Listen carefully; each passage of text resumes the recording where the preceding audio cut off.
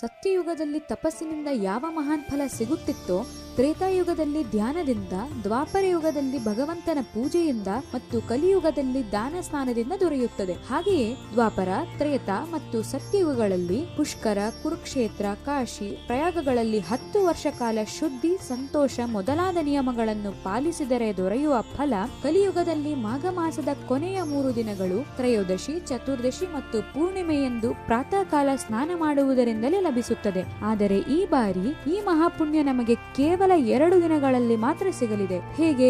ಈ ಬಾರಿ ಚತುರ್ದಶಿ ತಿಥಿ ಕ್ಷಯವಾಗಿರುವುದರಿಂದ ನೀವು 3 ದಿನಗಳ ಬದಲು ಕೇವಲ 2 ದಿನಗಳು ಸ್ನಾನ ಮಾಡಿದರೂ ಈ ಪುಣ್ಯ ಲಭಿಸುತ್ತದೆ. ಈ ಬಾರಿಯ ಪುಣ್ಯಮಯ ತಿಥಿಗಳು ಜನವರಿ 31 ಮತ್ತು ಫೆಬ್ರವರಿ 1. ಇದನ್ನು ದಿನತ್ರಯ ವ್ರತ ಎಂದು ಕರೆಯುತ್ತಾರೆ. ಮತ್ತೊಂದು ಮಹತ್ವದ ವಿಷಯ ಎಂದರೆ ಪೂರ್ಣ ಮಾಘ ಮಾಸದಲ್ಲಿ ಯಾವುದೋ ಕಾರಣದಿಂದ ಪ್ರಾತಃ ಸ್ನಾನ ಅಥವಾ ವ್ರತ ಪುಣ್ಯಕರ್ಮಗಳನ್ನು ನಿರ್ವಹಿಸಲು ಸಾಧ್ಯವಾಗದೇ ಇದ್ದರೂ ಈ 3 ದಿನಗಳಲ್ಲಿ ಮಾತ್ರ ಪ್ರಾತಃ ಸ್ನಾನ, ವ್ರತ, ಪುಣ್ಯಕರ್ಮಗಳನ್ನು ಮಾಡಿದರೆ ಸಂಪೂರ್ಣ ಮಾಘ ಸ್ನಾನದ ಫಲ ಲಭಿಸುತ್ತದೆ. ಹೀಗಾಗಿ ಈ ಮಾಹಿತಿಯನ್ನು ನಿಮ್ಮಲ್ಲೇ ಸೀಮಿತವಾಗಿರಿಸದೆ ನಿಮ್ಮ ವಾಟ್ಸ್ಆಪ್ ಗ್ರೂಪ್ಸ್ ಹಾಗೂ ಸ್ನೇಹಿತರೊಂದಿಗೆ ತಪ್ಪದೆ ಹಂಚಿಕೊಳ್ಳಿ. ಹರಿ ಓಂ.